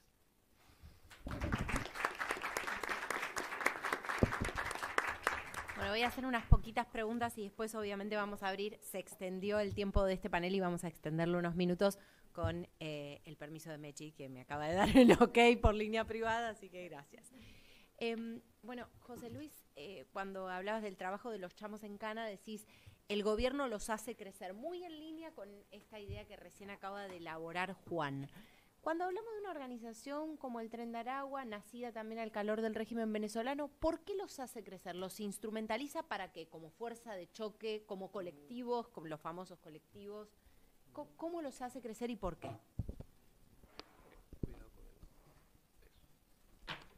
Muchas gracias, Carolina. Cuando comienzan a expandirse los del Tren de Aragua, una pregunta que me hacían siempre era, ¿y tú crees que Maduro abrió las cárceles para que salgan todos los presos? Y yo les decía, no necesitaba, ya estaban abiertas. ¿Entienden? Entonces, hay que entender que digamos, hay diferentes tipos de organizaciones criminales, ya la fenomenología del crimen organizado cambió, o sea, pensar en cartel de Cali, cartel de Medellín, eso ya para Netflix, ¿no? Ya no existe, digamos. Cambió el modus operandi. Entonces, el Tren de Aragua, el tema es que es, a ver, ¿trafica grandes cantidades de droga? No. ¿Trafica oro ilegal? No. ¿Qué es entonces? ¿Qué tipo de organización criminal? Básicamente predatoria. Es decir, tráfico cuando se internaliza, tráfico de migrantes, trata de personas, pero se dedica más a la extorsión, chalequeo o extorsión, protección, y eso desde Venezuela. Sicariato. Entonces, causa, que es la causa, la extorsión dentro de la cárcel, y la vacuna, que es fuera de la cárcel. Entonces, el tema es, por ejemplo, con las organizaciones brasileras que tú mencionas, es otro tipo de organización. Ahora, todas se cruzan y van cambiando. Es decir, claro, como actuaban los piratas o los lacos o los gallegos, por ejemplo, que son facciones del Tren de Aragua en Chile, los gallegos también estaban en el Perú, entonces van cambiando de modalidad, ¿no es cierto? Entonces, ¿qué los hace potenciarse? Es cuando el Estado se lo permite, pero en este caso venezolano, dentro de Venezuela, es que el Estado prácticamente los incentiva.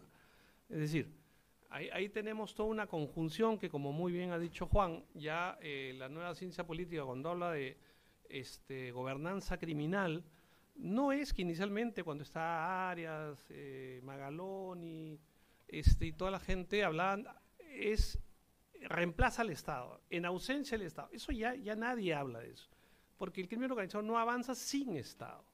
Entonces es más bien el contubernio con el Estado, ya digo, no es con todo el Estado, pero con gente del Estado que se va retroalimentando. Y ahí tienes fusión, fisión, temor, legitimidad. Entonces, eso es lo que y si tienes en Venezuela estos grupos que se fortalecen dentro de la cárcel porque el Estado venezolano le regala la cárcel, wow, entonces ahí tienes, o sea, no sé, la combinación perfecta. Y si le cobras entre $20 a la semana a cada interno de 3,000 presos en Tocorón, o sea, ¿cuánto tiene 3 millones al año de dólares? Y de ahí tienes tus recursos, y de ahí vas comprando el armamento, y si de ahí te expandes a la zona de San Vicente y aplicas la vacuna, o sea, la causa que... Entonces nosotros hablamos de una gobernanza carcelaria, y es nuestra opinión, que estas bandas carcelarias en verdad parten de un esquema de gobernanza carcelaria y se expanden a una gobernanza criminal. No es la típica gobernanza criminal que han habido, no, sino que como dominas la cárcel, del mismo modo vas a querer gobernar la calle, y lo hacen con el mismo esquema. Y cuando exportan su modelo, también van a seguir copiando el mismo modelo. Entonces tienes todos los elementos para fortalecerte, crecer, dominar, en el caso de Venezuela, sin ninguna barrera estatal, porque tampoco tienen competencia, o sea, no hay otras organizaciones que en tu estado te hagan la competencia, porque ya llegaron a dominar, ¿okay? Pero sí competencia en los otros países, ¿no? Perdón. Juan, una pregunta que tiene que ver con una decisión política que no solo ha tomado los Estados Unidos, también la tomó la República Argentina, que es la tipificación de algunas de estas organizaciones como organizaciones terroristas. Mucho de esto casi que calca el modelo de El Salvador, ¿no? La política de Bukele se basa y se sustenta, incluso esgrime Bukele para él con legitimidad jurídica, sobre el fundamento de que son organizaciones terroristas y que constituyen una amenaza para el Estado todo. ¿Sirve esto? Simple la pregunta. Simple, pero la respuesta es simple, no. Bueno, depende de qué es lo que estés buscando. O sea, y aquí voy a ser perfecta, voy a ser muy honesto. Lo bueno de ser académico es que puedo decir cosas sin pensar que voy a poner a mis jefes bravos. No sirve. No sirve si estás pensando en desmantelar crimen organizado, si estás pensando en reducir violencia, este tipo de cosas. ¿Sí? ¿Por qué? Porque digamos, primero, el terrorismo, claro, está tipificado como cosas, pero si lo vemos desde una perspectiva académica, no es que haya un grupo que sea terrorista por definición, sino que hay grupos, entre ellos a veces el Estado, que cometen y tienen repertorios terroristas, que están buscando atacar normalmente la población civil para generar miedo. ¿Sí? Miedo, y ese miedo tiene un objetivo. Entonces, ¿hay grupos criminales que han hecho y cometen acciones terroristas? Sí. De la misma manera que grupos rebeldes que lo han hecho, que de la misma manera que el Estado, en algunos casos, ha cometido actos terroristas. ¿Sí? Entonces, si lo vemos de esa manera, lo que se está usando, si somos, digamos, que queremos creer en la buena voluntad de los que están tomando decisiones, están diciendo terroristas, están tratando de agarrar de algún elemento jurídico para poder entrar en una discusión que es muy complicada, pero probablemente están escogiendo el peor. ¿Y por qué yo digo eso? Porque si vuelvo a lo que había dicho antes, si realmente queremos desarticular el crimen organizado, esto no se resuelve mandando el ejército a la calle o tomando estas acciones coercitivas. Lo que quiere es desmantelar estas redes que están surgiendo y estas redes que están colectando a grupos criminales con actores estatales. Y eso se hace con inteligencia, se hace con cosas que cuestan tiempo, que no son tan visibles, que no salen en la prensa, no es como el señor Bukele saliendo con su ejército ahí atrás y haciendo pues propaganda. Entonces, digamos, desde un punto de vista del imperativo político, claro, lo de declarar cosas, estos grupos terroristas sirve para la opinión pública, sirve para ese tipo de cosas, pero si realmente estamos pensando en que lo que queremos es desarticular el crimen organizado y estas formas de regulación, creo que esto no es el camino. Hassel, quiero volver sobre el caso de Ronald Ojeda, pero para hablar de un tema quizás más macro que fue muy conversado a propósito del caso de él, porque él era un solicitante de asilo político. Hay muchos migrantes venezolanos, mejor dicho, expulsados de Venezuela por persecución política, que han elegido Chile por motivos de seguridad. Por supuesto, este caso sembró algunas dudas respecto de la protección de esas personas. Hubo una reflexión interna dentro incluso de las fuerzas sobre los mecanismos de protección para este tipo de asilados en Chile. Bueno, existen otras personas que están en la misma condición, que están con visado de refugiado político, de quienes, cierto, se tiene el control de la ubicación donde ellos viven, pero no hay un resguardo extra, ni tampoco hay seguridad para ellos específicamente. También hemos tenido casos lamentables de ex policías o ex militares que han llegado a nuestro país, que incluso han formado parte de algunas de las estructuras que hemos logrado desbaratar.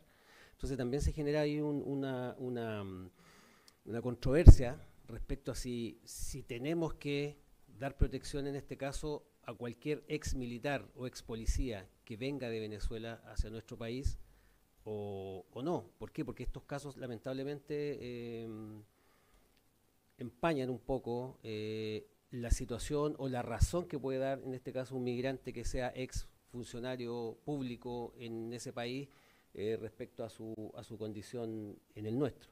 Entonces, sí existe el protocolo que existe para todos los extranjeros que reúnan las condiciones para tomar, cierto, el refugio político en nuestro país, pero no hay una medida específica en este caso para los que vienen de Venezuela, es general.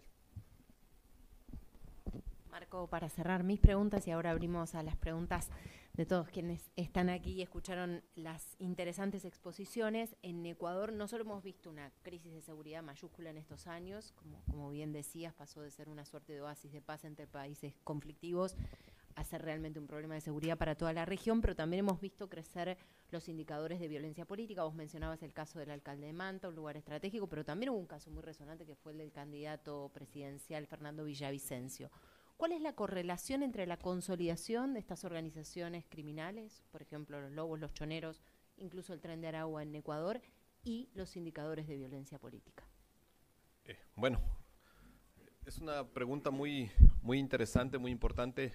Nosotros pasamos en el 2020, cuando hubo ese cambio de gobierno, digamos, de un gobierno de izquierda, que teníamos una hegemonía porque había la predominancia de la organización criminal, en este caso los choneros. Había ese pacto, digamos, entre organizaciones criminales, y en el 2020 le asesinan a su principal líder, y ahí inicia, seguido de la mano de lo que indicaba el cambio político, y pues se nos dispara de tener un índice de violencia del más del 7%, actualmente llegamos a más del 46% en violencia. En este corto tiempo subimos tanto, y fue pues por este fraccionamiento. Ahí viene el tema de la intervención política. Muchos de ellos han sido políticos asesinados por esto, por darle frente a estas organizaciones criminales, y ya que, como todo mundo lo indicaba, no solo es la organización criminal la que está de frente, la que son visibles, sino la parte posterior, lo que está atrás de todo esto. Hablábamos de economías ilícitas. Las áreas de interés criminal en Ecuador son muy diversas. La droga, que es el principal área que les interesa totalmente a todas las organizaciones, sean choneros, sean lobos, la organización que sea, ellos tratan de dominar esta área. Al ser un país pequeño el mío, pero tiene vías de salida de este ilícito. Ahora vemos también ya afianzados el tema de la minería ilegal, trata de personas, tráfico de migrantes, la explotación sexual, y todo esto pues ha desarrollado un área de interés de las áreas que están tras de las organizaciones criminales, pues, y políticos que se han opuesto, digamos, o que han hecho frente a estas organizaciones criminales, pues se han vuelto como objetivos.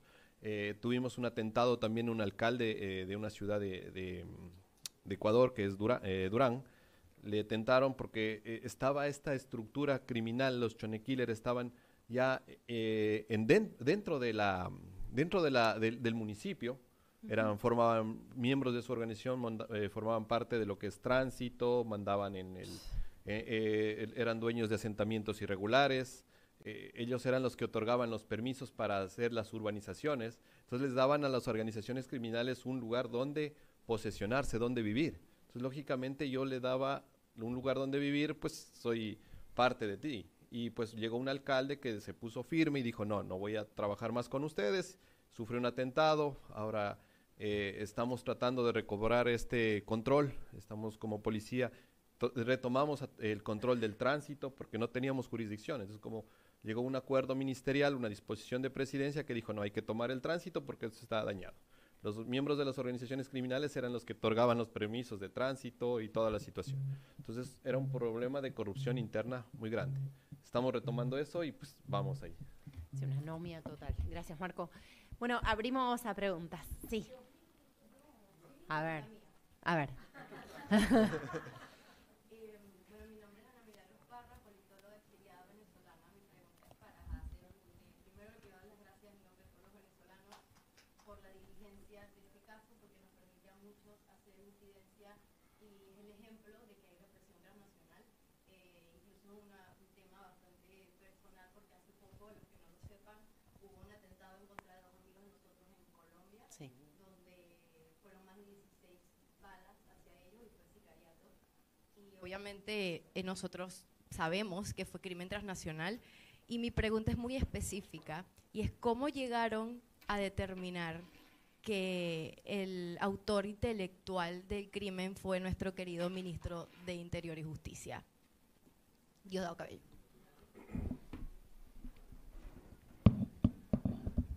Bueno, muy buena pregunta. No sé si la puedo completar en su totalidad, pero bueno, yo mencioné que la hipótesis que aún se mantiene en pie y la que va a quedar, porque es la que más fuerza tiene respecto a toda la evidencia que hemos levantado, lo estamos viendo por el ámbito criminal como policía. Sabemos que el Ministerio Público, con quien trabajamos de manera con mucha sinergia, ha dado algunas vocerías respecto al móvil exacto, confirmando, ¿cierto?, en el caso lo que usted me consulta. Pero bueno, hay evidencia testimonial de distintas personas que ya están detenidas por otros delitos, pero que pertenecen a esta misma organización criminal, quienes dan luces y quienes certifican o quienes confirman en su versión testimonial, en declaración, que la orden para la ejecución de este caso, de este delito tan grave, venía precisamente de esa persona.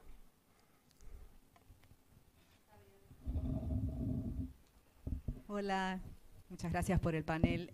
Quería preguntarle a Marco Erazo, poner esto un poco en un contexto un poquito más geoestratégico.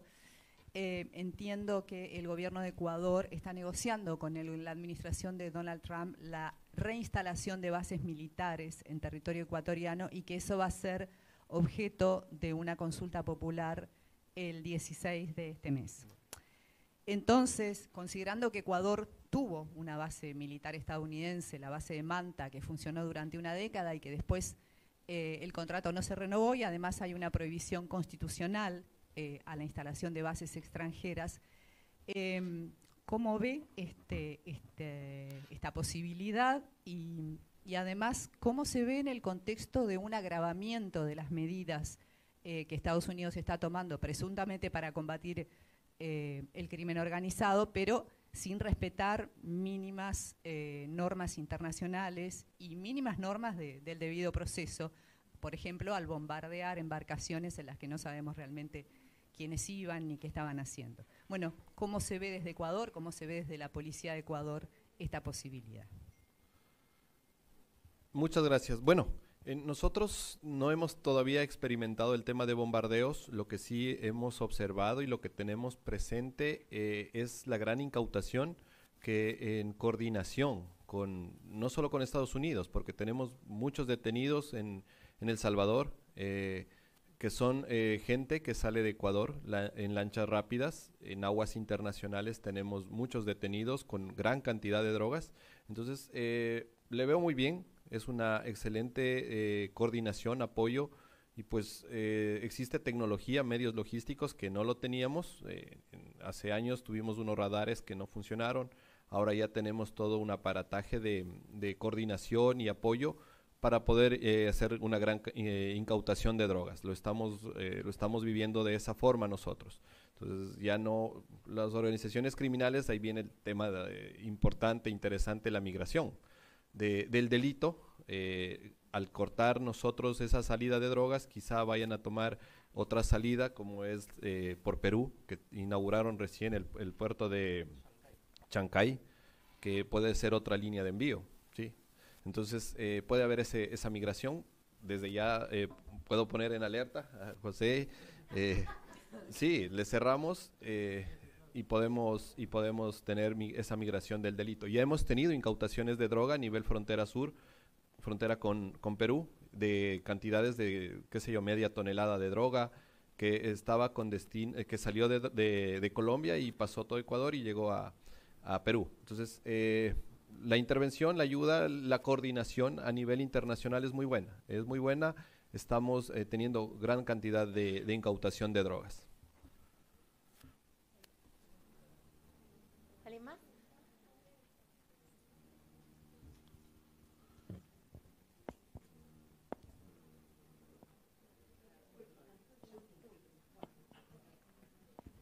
Hola. Dos preguntas cortitas. Una que tiene que ver, hablaban del Tren de Aragua y los grupos violentos, ¿no? ¿Qué vínculos pueden contar sobre los grupos no violentos? ¿Sí? Los grupos que no son tan sangrantes, no se dedican a la trata, al tráfico, etcétera, sino los grupos ambientalistas, de financieros, de distintos medios, ¿no? Esos grupos no violentos, que tiene que ver con lo político que hablaba Juan también, pero grupos criminales no violentos. Y después, si hay una política para empezar a ver, me quedé pensando con esto que sacó Trump hace poco, que hablaba del terrorismo doméstico, ¿sí? Las organizaciones domésticas, terroristas, y cómo se tenía que reaccionar frente a ellas. Y en realidad el Tren de Aragua es una organización terrorista doméstica, ¿no? O sea, ¿por qué no utilizar, y si se está pensando en eso, por qué no utilizar eso que cuestionable o para pensar que está haciendo Trump a su interior, revertirlo y empezar a ver ciertas organizaciones con esa perspectiva, si se está trabajando en ese ámbito o no? No sé si me expliqué.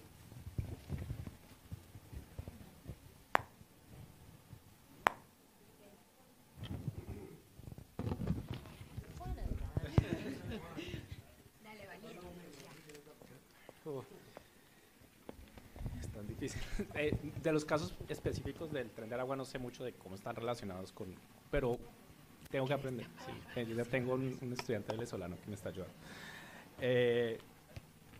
Pero yo creo que eso es parte del problema, ¿no? Que normalmente cuando estamos, es como se fundamentan todos los sistemas judiciales, normalmente están respondiendo a ciertas acciones normalmente violentas, mataron a alguien, secuestraron a alguien, es lo que llama la atención del aparato de justicia, y lo normal, la cotidianidad del crimen organizado queda como un poco, cuando queda al descubierto por los resultados de operaciones que respondiendo a. Entonces creo que toca invertir un poco la dinámica a veces y desde el aparato de justicia pensarlo, bueno, cómo reconstituimos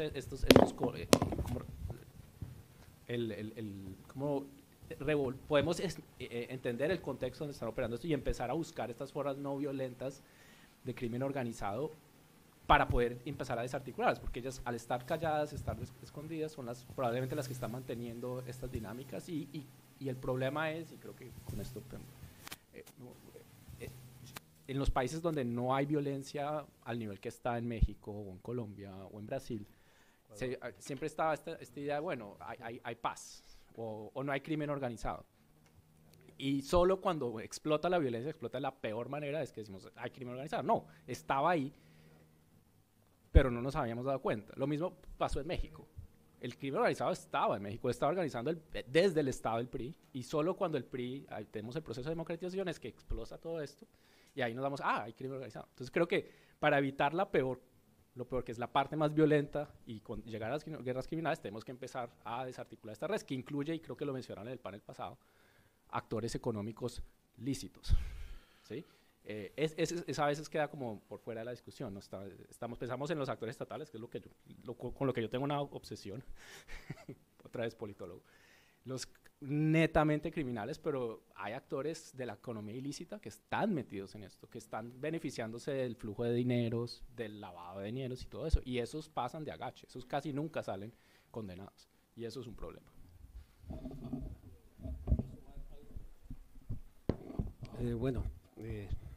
Respecto a su pregunta, yo me puedo referir quizá a la realidad en Chile. La verdad que tengo que reconocer que la sinergia que hemos logrado obtener o conseguir, producto del impacto que generó, en este caso el crimen organizado transnacional, pasó como en Perú, que no tenemos grandes organizaciones criminales potentes que pudieran hacer frente o freno al ingreso, en este caso, del Tren de Aragua. Por eso la sinergia obtenida en las distintas instituciones que damos seguridad a nuestro país, incluso no las que damos seguridad, incluso las que tienen que ver con el ámbito de generar ciertas posibilidades de emprendimiento, estamos todos tan alineados que en estos momentos, como lo dije en mi presentación, estamos enfocados precisamente en las finanzas, que a lo mejor tiene que ver con el crimen organizado más silente, que es el que le da las herramientas a la otra parte del crimen organizado violento para que estos recursos puedan salir, ¿cierto?, del país de donde los ejecutan hacia sus líderes que están en su mayoría en el extranjero, incluso que están dentro de Venezuela. Entonces, hay una operación que hicimos hace 4 semanas, la PDI, donde se detuvieron a 30 personas, pero también se logró congelar alrededor de 13.5 millones de dólares obtenidos a través de las distintas actividades ilícitas que desarrolla el Tren de Aragua. Entonces ahí también se pudo establecer distintos palos blancos, muchos de su misma nacionalidad, que estaban con residencia legal en nuestro país, que tenían ya unas empresas montadas, establecidas, que estaban siendo utilizadas por estas organizaciones con la finalidad de sacar, ¿cierto?, los recursos obtenidos de manera ilícita. Entonces igual es una forma de poder, ¿cierto?, enfocarnos en combatir también el crimen organizado que opera de manera silente a través de esta actividad de generar, ¿cierto?, las empresas que les permitan sacar estos recursos que son obtenidos por el crimen organizado violento en este caso. Palos blancos sería como fachadas, ¿verdad? Empresa fachada, perfecto, se súper entendió. Muy bien, muy bien. Sí, dale, la de cierre.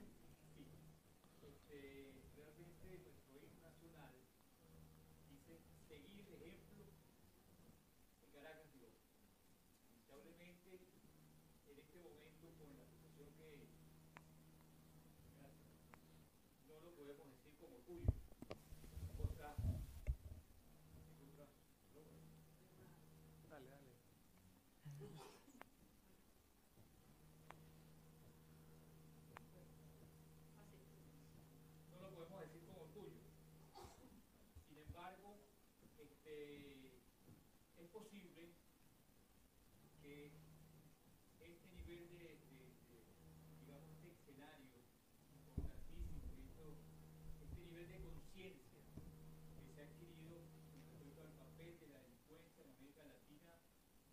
pudiese servir hacia ese campo político para cuidar la democracia y sobre todo los valores extendidos en una visión de mundo donde aquellos relatos que hablaban de salvación hoy están concentrados más que todo en conservar lo que hay y con la mirada puesta hacia el futuro. Pienso en este particular, lo quería hacer como intervención, pero un poco hacia el panel, porque el nivel técnico, el nivel profesional que se está destacando debería elevarse a esos niveles a futuro.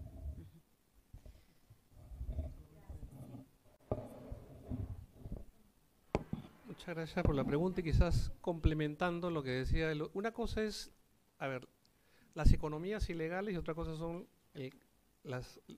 digamos, los grupos criminales. Entonces, economías ilegales siempre han habido, toda la vida. Entonces, hay una visión que a mí me parece un poco sesgada cuando dice las economías ilegales. Todos los economistas, Banco Mundial, todo analizan. Muy bien.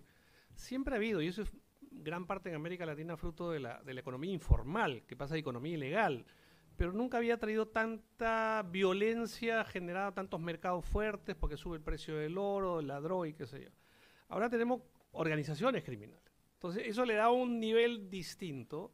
Y frente a su pregunta, claro, hay una decisión política.